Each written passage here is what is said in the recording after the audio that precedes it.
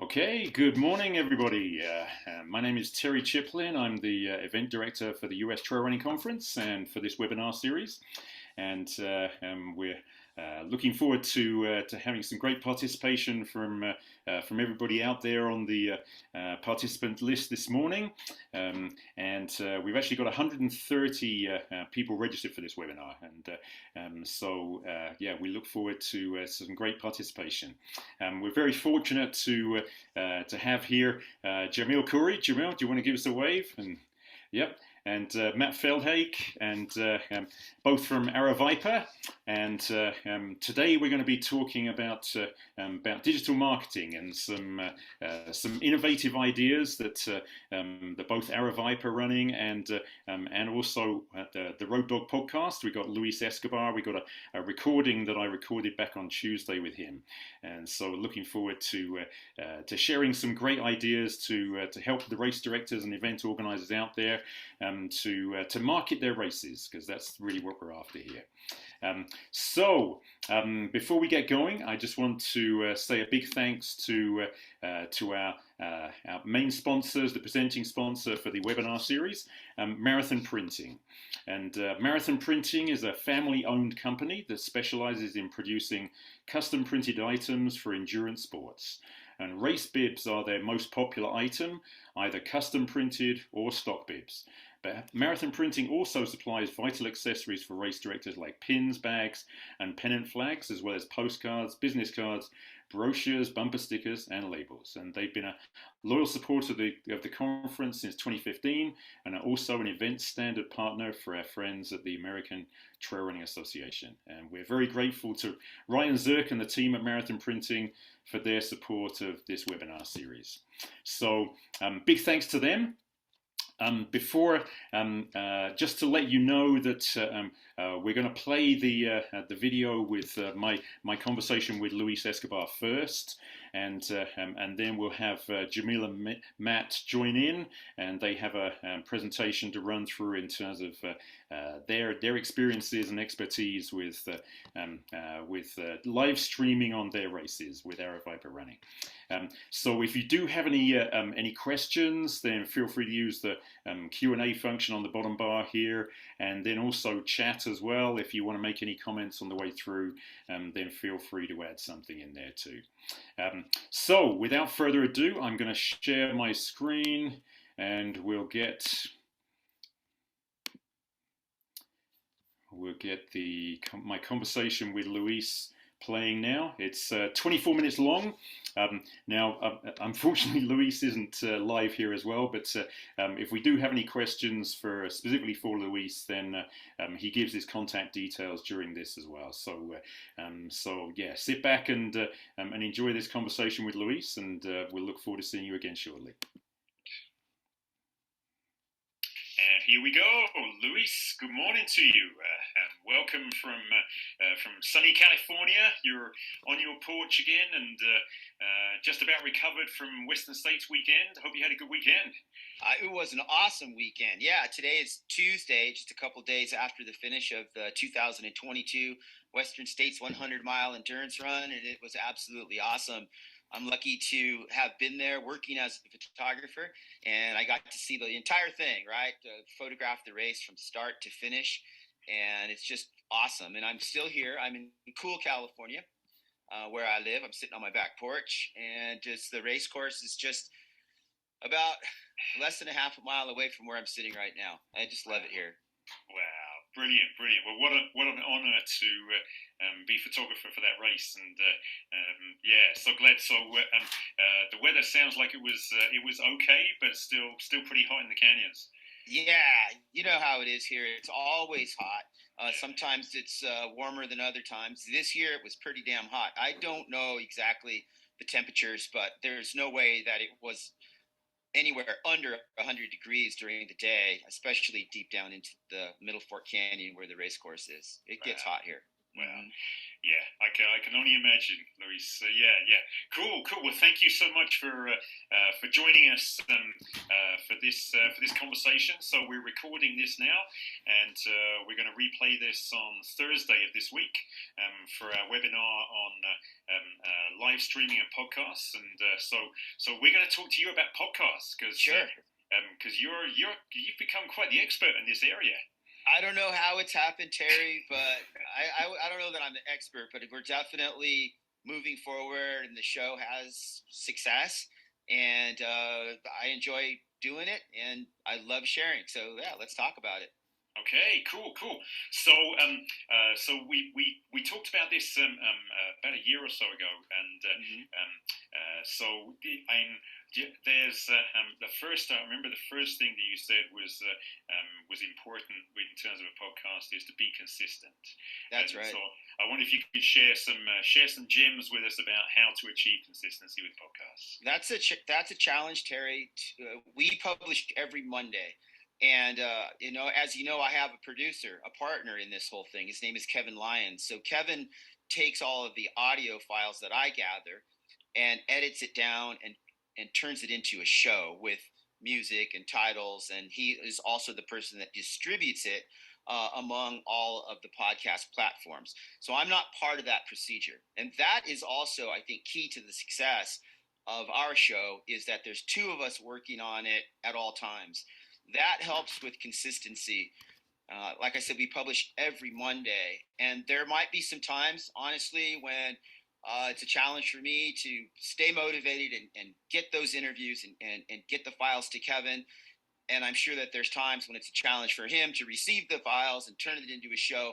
So together, we're depending on one another to do this. And I think he expects me to do my job, and I expect him to follow through as well. So we don't have a problem doing it, but it kind of forces us to keep consistent. Every single Monday we've published, and we missed once. Whoa. But other than that, it's been every single Monday for 2 years now. Wow. That's really good track record, Luis. Yeah. Mm-hmm. Yeah. I was going to say, have you ever got to a situation where it's like, I guess if it's Monday you publish, then, you've got to have a recording to Kevin by what, Saturday or Sunday at the latest? Yeah. He has a life as well. And so I need to get those files to him by midweek of the week previous to publication. Yeah. A good thing to do is to try to get a couple of weeks ahead. Yeah. It's important to have one or two conversations ready to go. It's just there waiting to be published. I don't think it's good to get too far in advance because things change. You want the conversations to be evergreen, but on the other hand, sometimes it's topical. So if we get too far in advance, then the conversations might be flat, I think.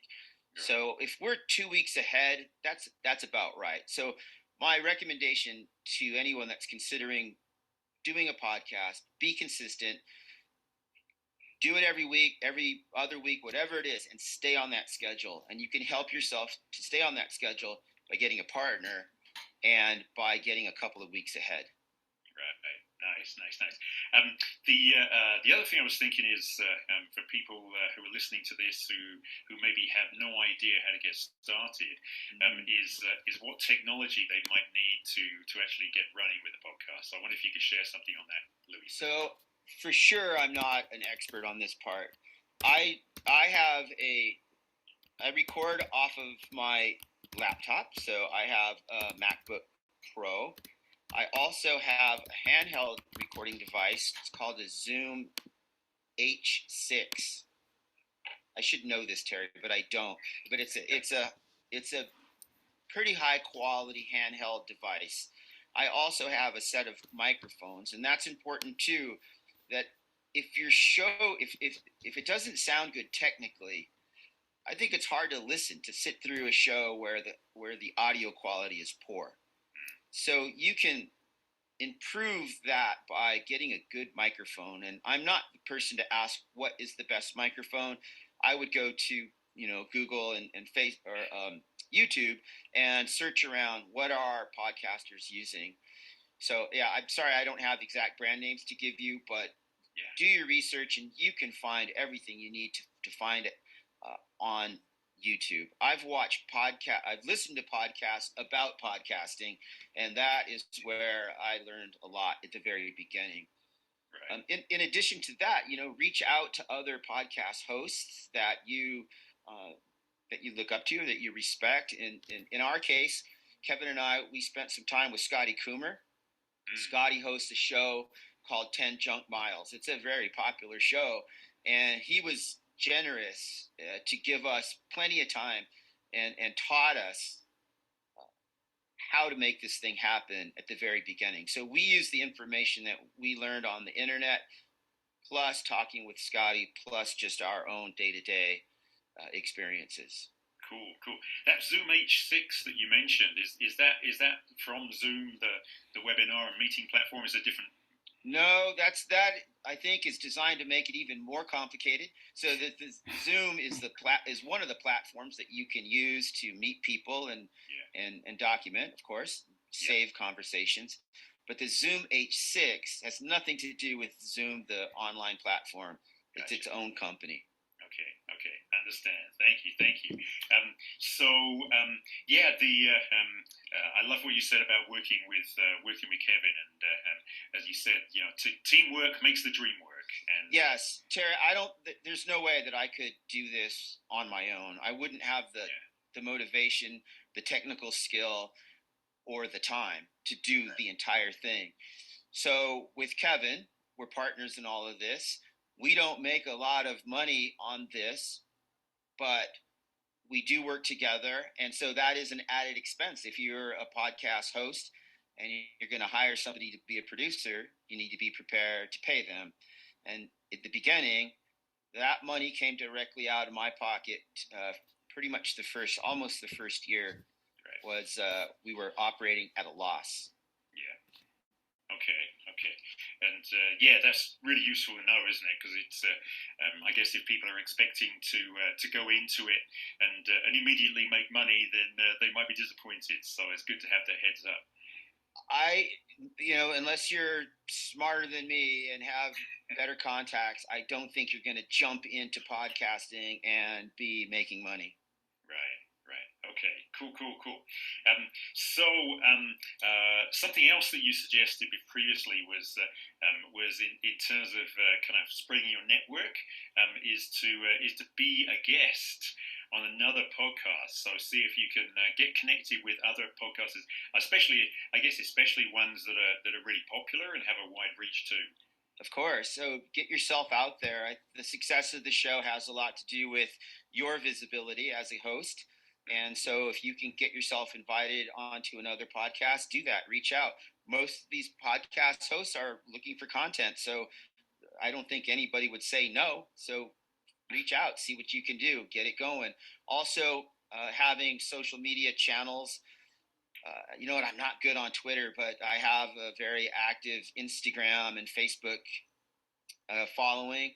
And so that's just another thing that has to be maintained and kept up. So every week when we publish, we want to make an announcement on our social media channels. And so that's something that's, I believe, helped us. Getting your listeners to rate and review the show is also important. So, there's different platforms, but all of them have the ability to rate and review. And for us, Apple Podcast is important.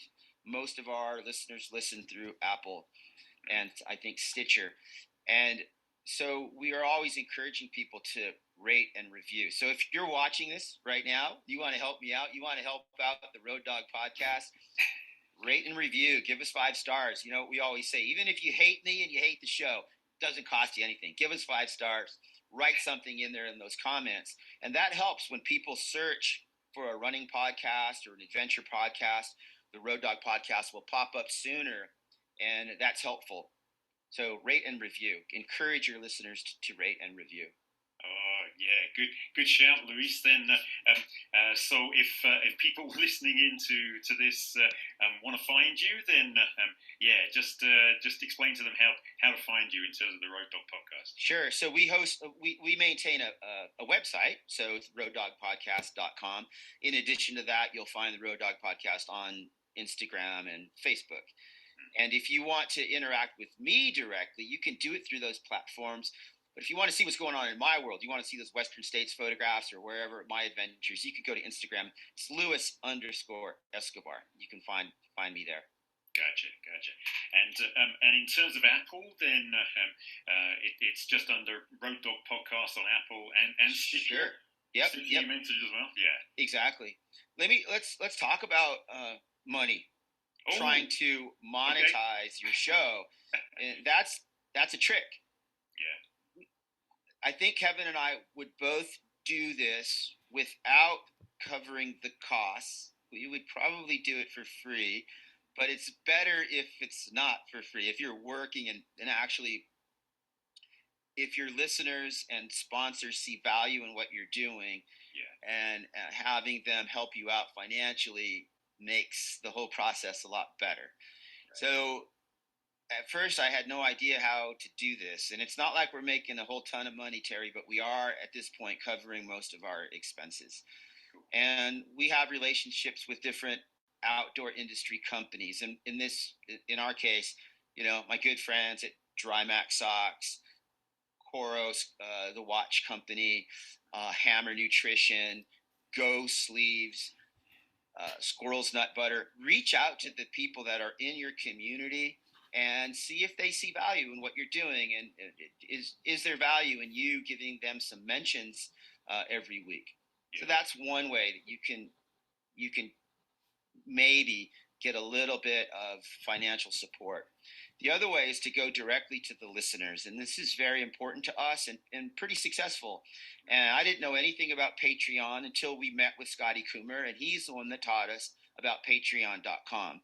And we set up an account there, and our listeners, nobody's obligated to do this. You can listen to the show for free every week. But there are people, listeners, that see value in what we're doing, and they want to support us financially, even with a small subscription, $3 a month, $5 a month. At this point, we have over 100 Patreon subscribers. So they have all people that have gone to patreon.com/Road Dog Podcast. And there they become subscribers. They make a small financial contribution. In some cases, a large financial contribution. They know that we can't do the show without their help.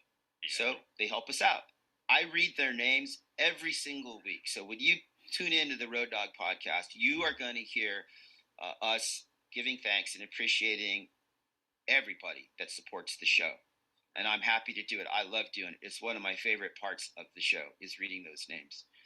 So again, if you're starting out, you're trying to figure out how you're going to do this and maybe try to cover your expenses, reach out to the people that you do business with. Reach out to Patreon, to the listeners directly. Patreon.com/Road Dog Podcast. Nice mention, Louis. Good job. Okay.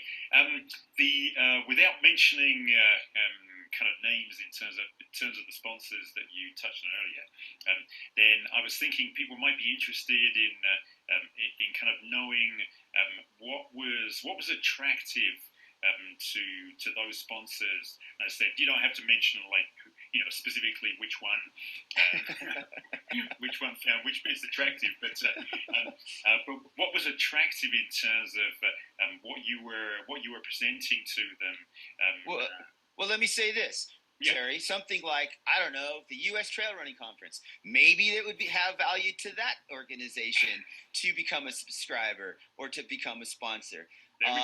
We share an audience, right? I think some of the people that attend the U.S. Trail Running Conference might be listeners to the Road Dog Podcast. So what's attractive to somebody like you and the U.S. Trail Running Conference is, listeners, to be able to show you how many listens and how many downloads we receive each week.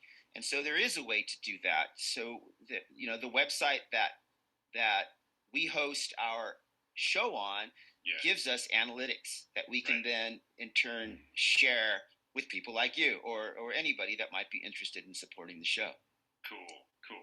Yeah, so that analytics must be critical, because otherwise you don't know the value of what it is that you're producing. Right, right. So that's I'm sure a big part of it. And yeah, so it's I guess for race directors listening in, then that could be a great way to expand their relationship with their existing sponsors. Sure. If you're a race director listening to this right now, there might be value for you to promote your event on not just my podcast, but any of them. Find the podcast that you believe shares an audience with what you're trying to do, and reach out to them. So yeah, if you're a race director, give me a call. We'll get you on the show. And that's another thing. We'll get you on the show. You want to come and talk about your event. Let's do it. We're always looking for content. And I own a running company, and, we talk about our races every week as well. So I use it. Right. I use the platform to, create awareness about my events. And I have no problems promoting other events also. And anything we can do to get more people onto the dirt and out into the trails, I'm all for it. Yep. That's how the community grows. Mm-hmm. Yeah, we when we lift one, then hopefully we lift everybody. So yep, I like to say that all boats rise together. It's a great saying. Yeah, cool. So going back to Patreon, then do they take a cut from money that's generated, and can you share a little bit about that? Sure. And this is something that I don't know a whole lot about. This is a Kevin thing. Okay. But yes, I believe that that's exactly how it works, that your Patreon subscribers make a contribution, and the Patreon website that hosts, I'm sure that they take a percentage of that, which is totally fine. Everybody benefits, so it's fine with me. Right. Okay. Cool. Then are there any other options in terms of monetizing the podcasts at all, or is have we covered pretty much everything that you do? Terry, that's all I do. That's all that I know about. Maybe there's other ways. Maybe you can find a company that wants to be your title sponsor. I don't know. I can just tell you what I just said. Just the local people around me, the companies that I do business with, the companies that support our events, it makes sense for them to be part of the show as well. Right. And then a direct, ask to your listeners. Yeah. Asking directly is a good thing to get into, isn't it? It's a good habit. Sure. Yep. Habits of successful people is like ask for things. Sure. Yeah, you'll be surprised. People do want to support. People want to be involved, and they appreciate what you do. Yeah. And it makes them feel good. It makes me feel good, and it makes the show happen. We wouldn't be able to do it without our Patreon subscribers. So thank you all. Also, here's another thing. We offer bonus content for our Patreon subscribers specifically. So that's another thing. If you're doing this, I think you need to give those subscribers something more. Give a further incentive. Why would they want to subscribe? Well, they want to support the show. But in addition to that, we give them bonus content from time to time, which means we extend a conversation, or we'll ask a guest if they have a special story or something that they want to share as part of the bonus round. And then, we record another 5 or 10 minutes of content and make that available to the subscribers. Okay, cool. Do you also have thinking of benefits for the subscribers? Then do you also have kind of connections with the sponsors who then offer special offers to the subscribers only, or anything like that? Yeah, sure, of course. So our sponsors will often want to make an incentive. They're running a business, so they're trying to sell products, or race entries, or whatever it is. So yeah, sure, it makes sense for them to offer a discount or some kind of incentive that we can make available to our listeners.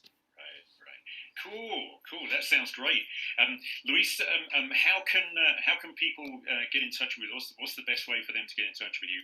You mentioned about reaching out to you, potential race directors who are interested in getting on your podcast and sharing information about their races or events. Then, sure. What's the best way for them? Yeah, if you want to talk to me about podcasting specifically, you can go to roaddogpodcast.com. Okay. And there's contact us links there, or just straight at my personal email address, which is my name, Luis Escobar, LuisEscobar, and the number 150, Luis Escobar 150 at Gmail. Brilliant. Terry, do you have another minute? Because I want to add something.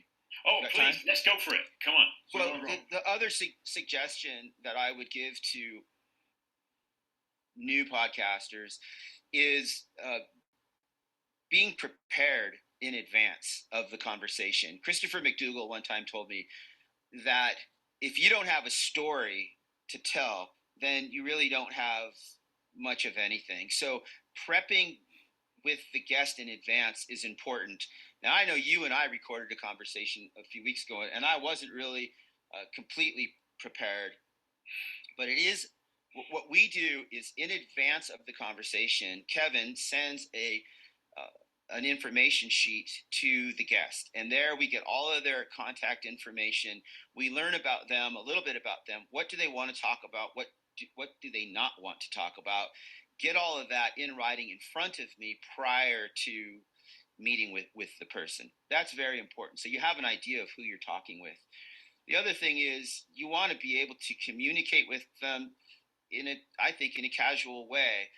What you don't want to do is have a list of 5 questions and then just ask those questions. And then before the guest is even finished answering, you're already asking the next question. So actually listen to the person that you're talking with. So prepare in advance and actually listen and engage. And sometimes in their answers, there's new directions for the conversation that make it more authentic and more listenable.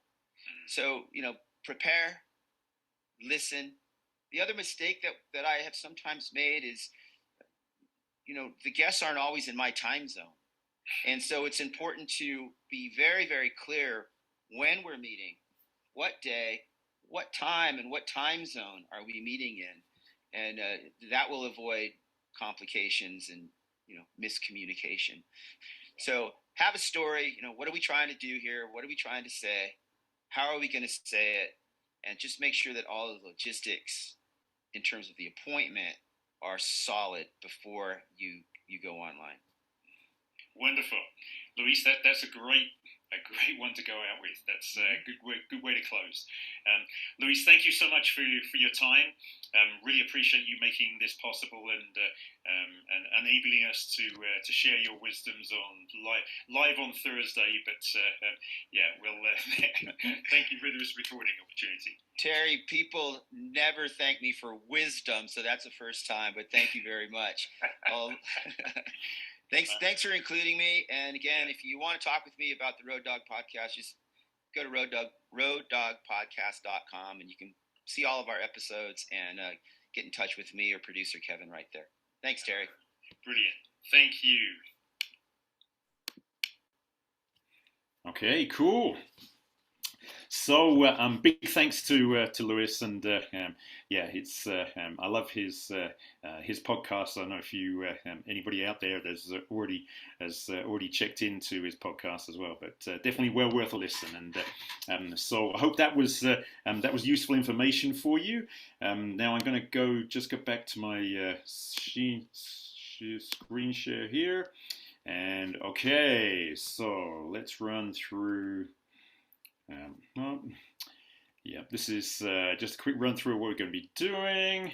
And so we had Luis. This is a quick run through of what he was talking about. So Jamil and Matt. So Jamil, I was thinking did you do Barkley this year?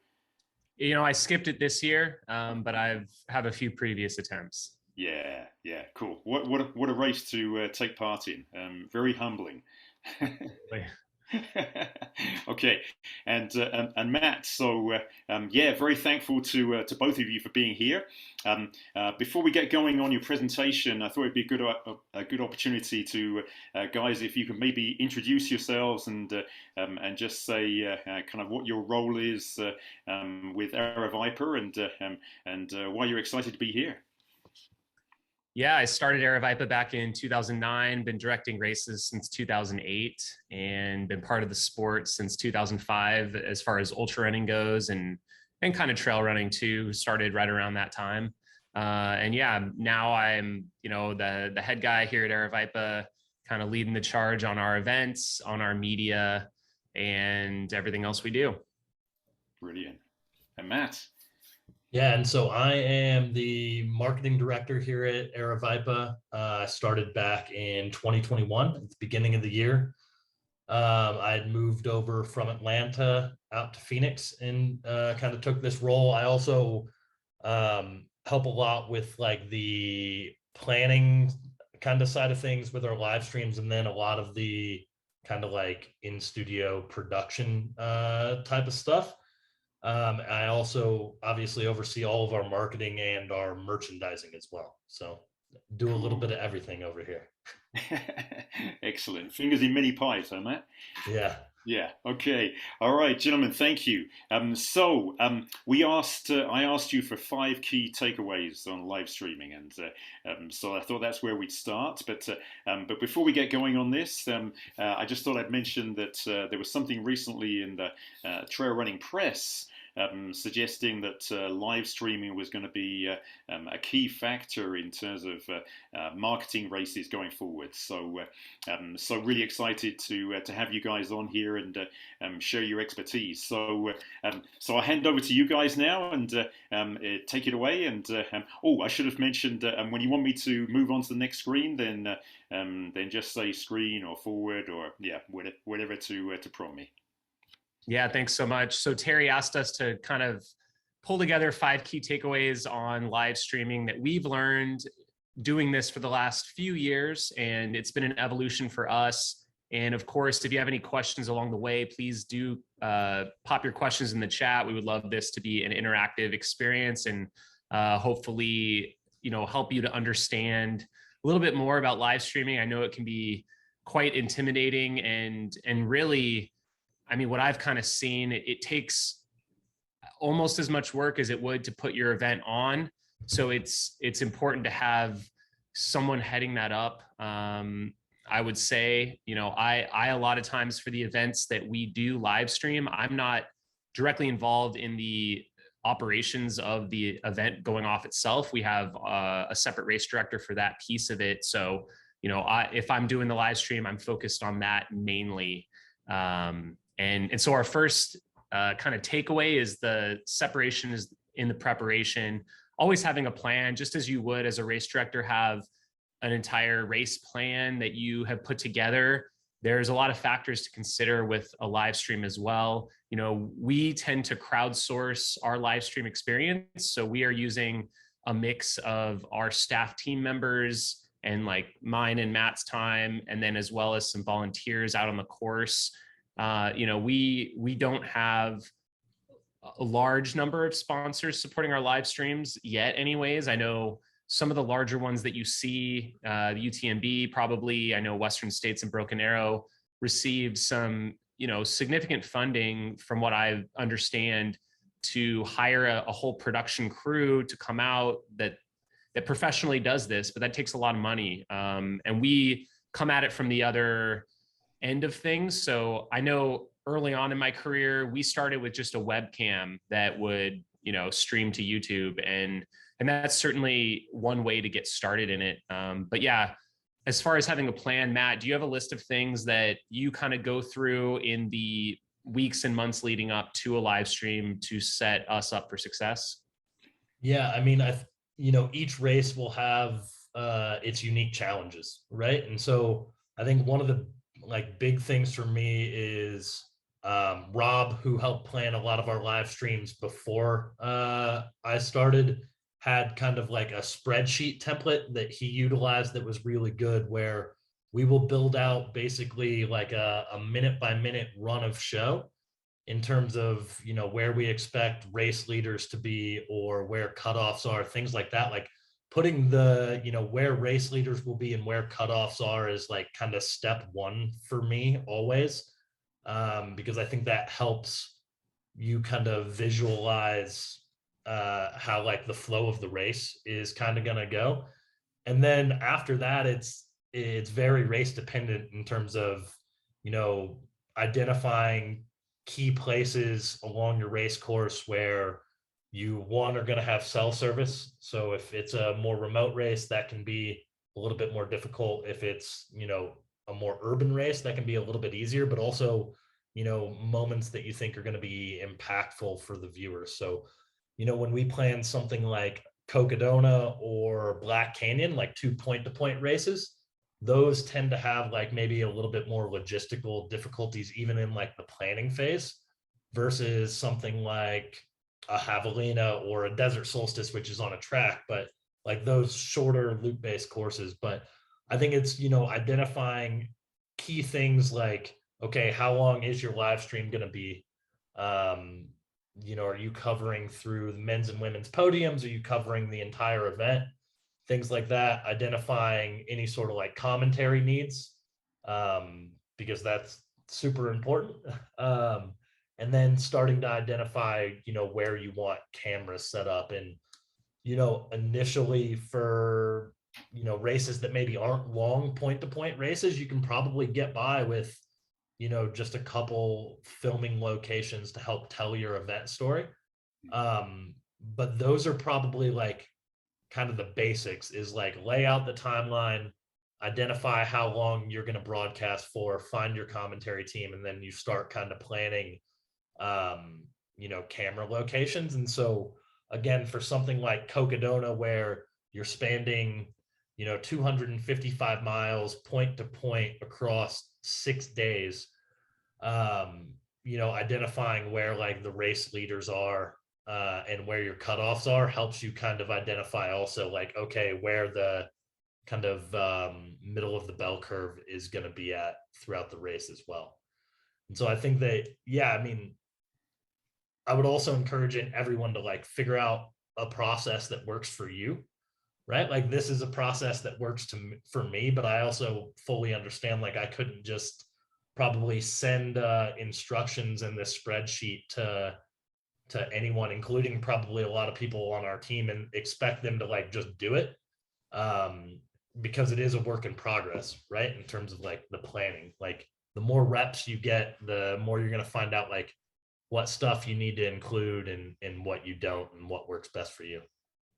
Yeah, and to piggyback off that, I would say in addition to the kind of the run of show spreadsheet that we use, which has, you know, a lot of information in it, I'm really map based and visual in that regards, especially when it comes to, you know, seeing what your race course looks like and where your key maybe camera feeds are. And so I like to, you know, start with a fresh CalTopo. If some of you use CalTopo mapping software out there, you know, I get a fresh course laid out and I start to drop, you know, different markers where I'm like, okay, this is going to be a static camera here. Okay, I want to have an aerial drone pilot positioned here because I know it has good cell coverage. And then I can actually draw on the map, this is their flight path. They're going to be flying from here to here. That's like 1 mile, you know, line of sight. So they're going to have good coverage here. And I think that's really helpful to just visualize what's going to happen. And it can also help with the permitting process too. If you need to send a drone plan to the National Forest or permitting agency, they can see and know when and where you're going to fly as well. So I think that's all we have for preparation. Cool, Jamil. Sorry to jump in on you. We had a couple of comments in the chat. One is not a question, but from Kathy Weber. She says she's a huge fan of the live stream and AeroViper in general.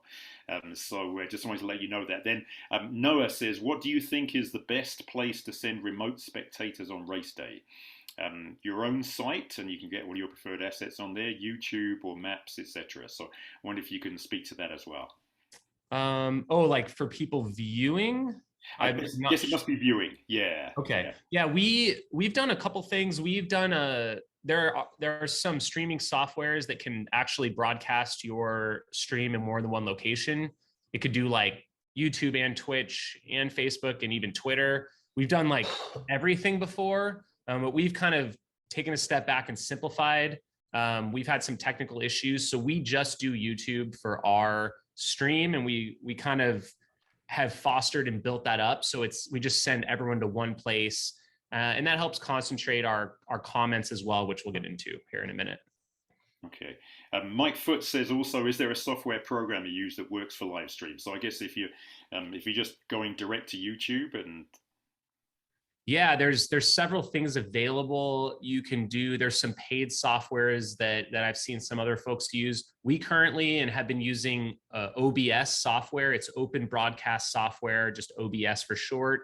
It's free to use, completely free. There is a learning curve involved in that, and we've kind of tailored it to our own way. But essentially, that is the software we use, and that's kind of nice. Being it free, you can kind of teach yourself, and there's a way we pull in camera feeds as well, which I don't know if I'll get all into the technical details here, but if you do have more specific questions, I'd be happy to answer them on the side if you reach out to me.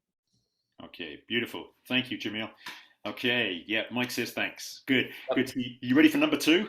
Yeah, absolutely. Oh, let me see if I can work it. There we go. Awesome. Matt, did you want to start with this one? Yeah, definitely. Be authentic to your race story. So for me, coming from like a more traditional marketing background, this is arguably one of the more important things in my mind, is whatever you feel your race story is, that is the story that you should be trying to tell through this live stream, right? And so it's, obviously you want to,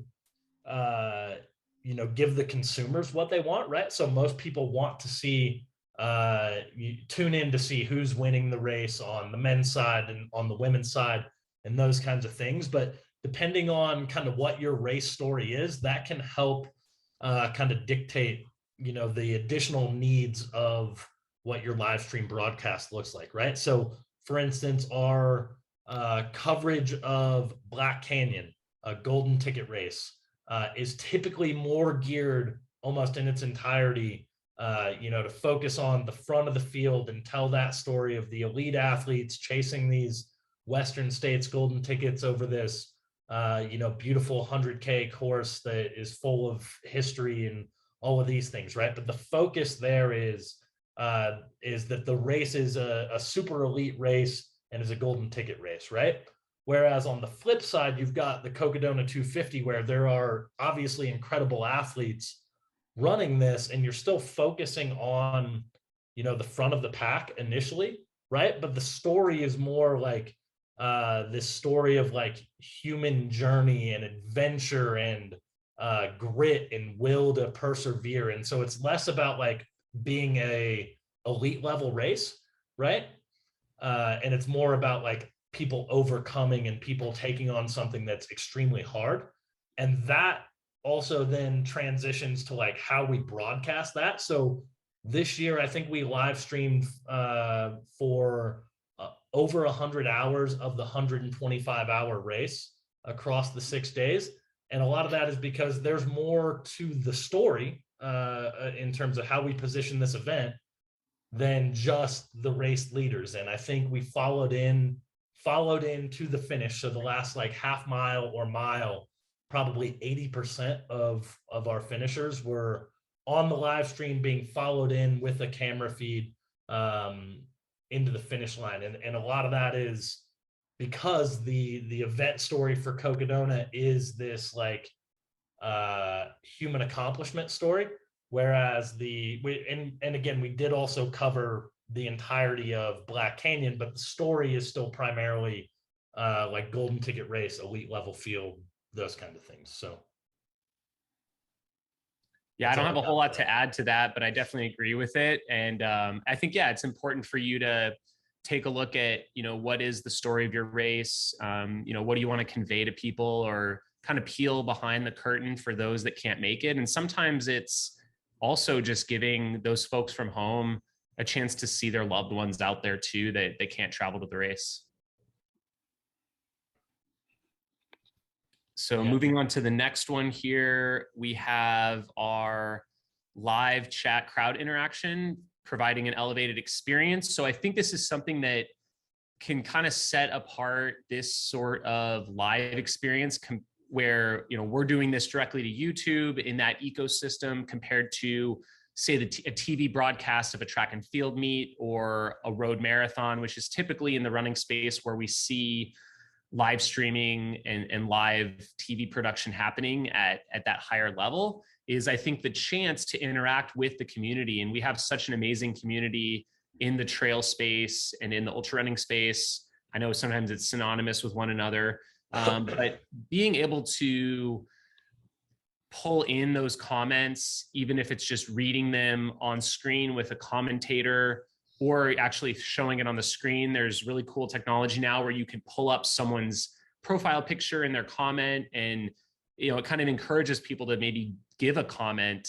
And it's kind of funny what happens is the chat takes on a life of its own, and it's kind of self-generating where people hop on and, you know, maybe there's not a whole lot going on visually on screen at the moment. It could just be, you know, an aid station where no runners are coming through at the moment, or just a finish line shot.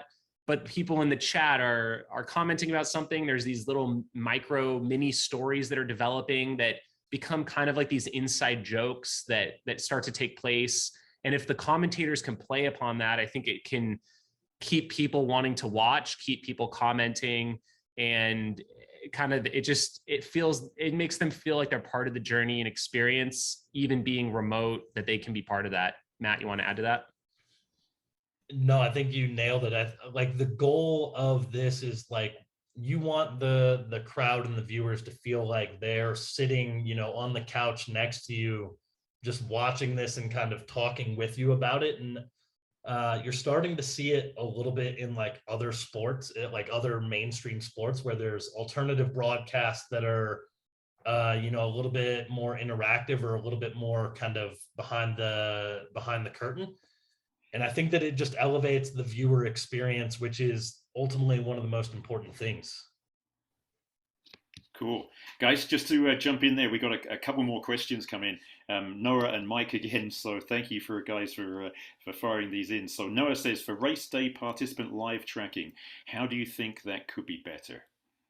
That's a great question and a great point. I think there's nothing tougher when being a commentator on a stream and you don't understand what's happening with the race. It does make you feel a little silly sometimes when you're like, I don't really know who's ahead right now, or, you know, we're not getting you know, any updates from this aid station. So I think, like, I mean, as far as live streams go and the integration of live tracking and live streams, I think is like a really exciting area to look forward to, where it's probably going to keep getting better over time.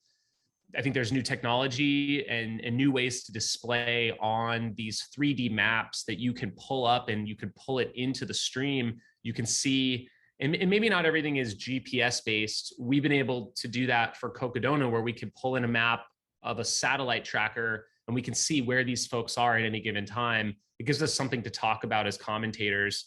But there's even, I think, some software now, even just using the timing point data, they can kind of project where folks might be on a route, and a way to pull that in, I think, is a really cool way to, so that's what I would want to see. I don't want to see, you know, more projections, more map based, more stats we can pull in, so that those folks from home can visualize how's the race playing out. So that's what I would love to see.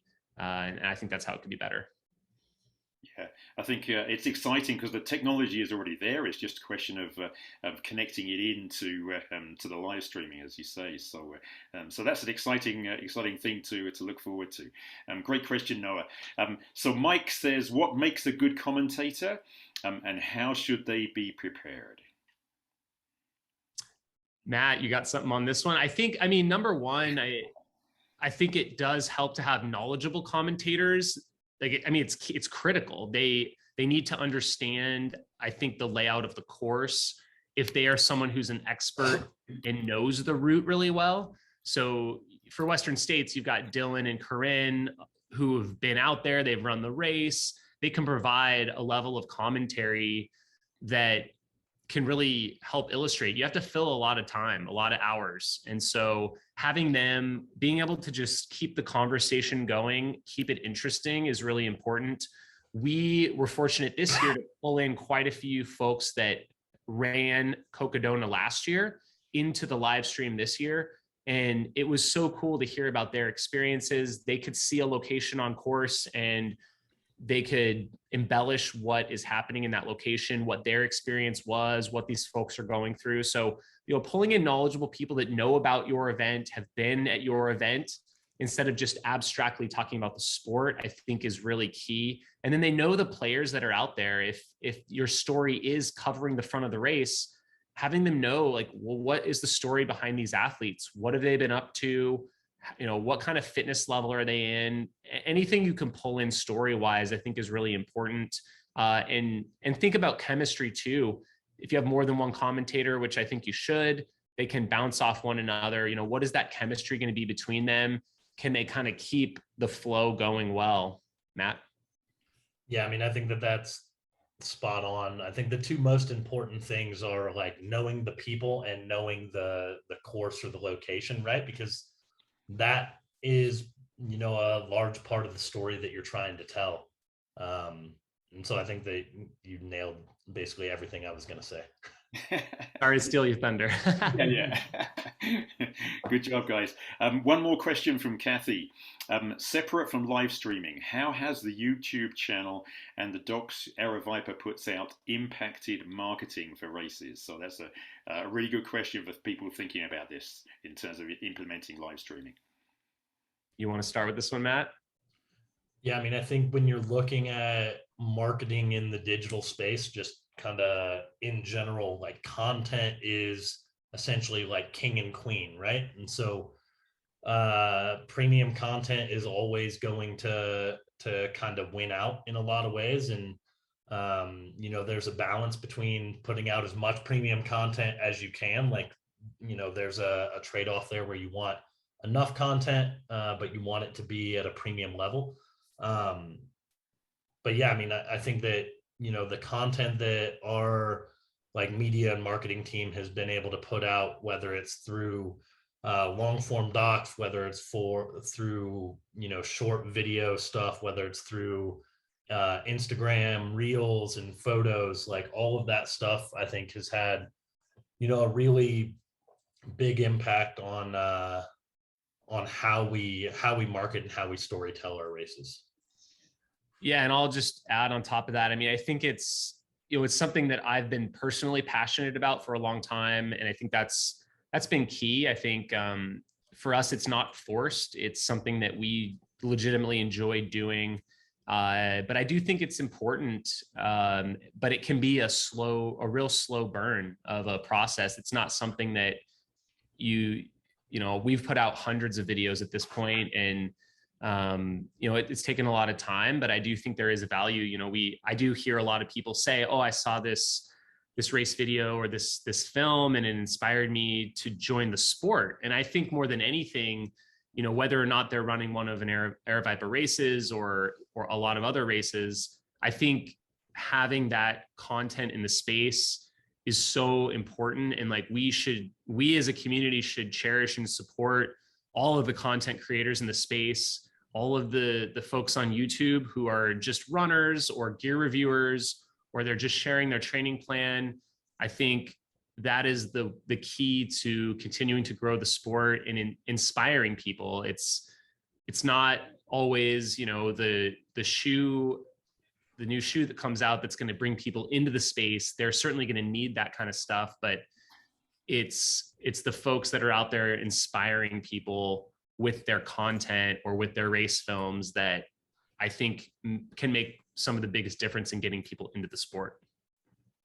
Cool, thank you. Yeah, I think you're right. It's so important, isn't it, to what we're after ultimately is to bring more people onto the dirt and into the sport, as you say. And so it's human experiences, telling those stories, and giving people an opportunity to as Matt said, feel like they're there. with the people that are actually running it, then I think that's a really cool way of getting people, attracting people into the sport. And we haven't necessarily been, as a sport, we haven't been that great at overcoming this, but I think that live streaming and telling these stories and getting people engaged is a great way to move things forward. So good question, Kathy. Shall I move forward to number 4? Yeah. All right, so this one is one that we kind of added in here, and it's I think an important piece that we found for ourselves. Prioritizing on-course footage over studio or guests or pre-produced content, even if it's maybe a less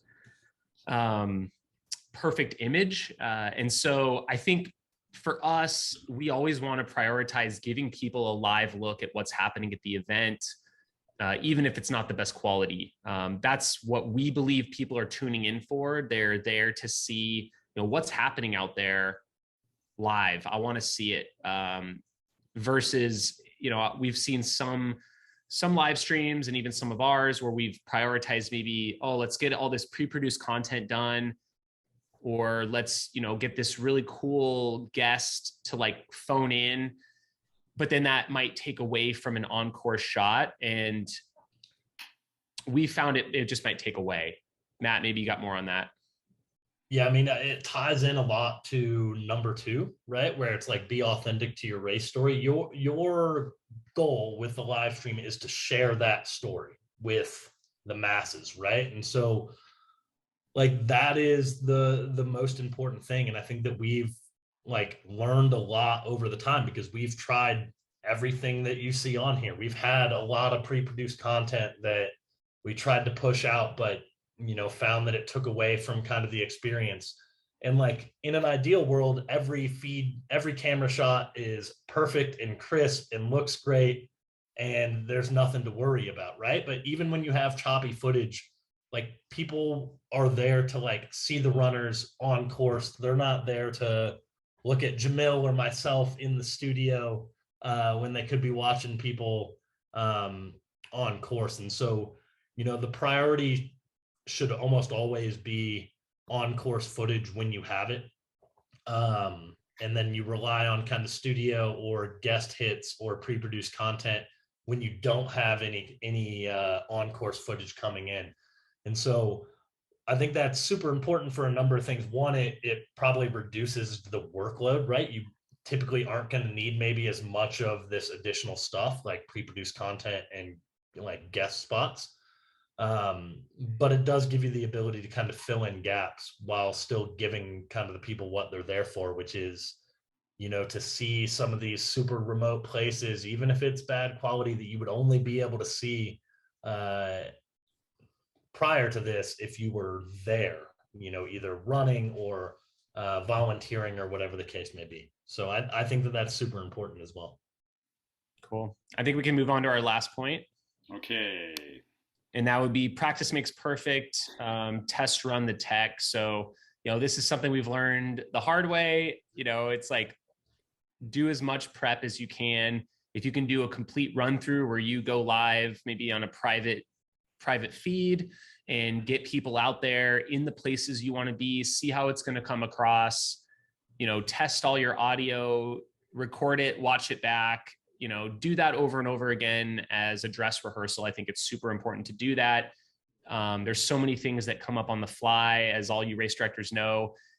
You want to have bandwidth to deal with those, but you want to try and get as many of the kinks worked out in advance as you can. And hopefully you'll have a successful stream. Yeah, I mean, I feel like we learn something about this basically every time we live stream, right? Is how important testing things are so that you can identify any sort of like issues before they happen. And then it gives you bandwidth to solve any problems that come up that maybe were unforeseen. But in addition to like what I have here, another like kind of spin-off of this is, in terms of practice makes perfect, is like the first time you do a live stream, it's not going to be the best one you do, and so another way to look at this, in addition to test running the tech and those kinds of things, is like stick with it, right? Because every time you do a live stream, you're going to get better at it. You're going to learn more from it.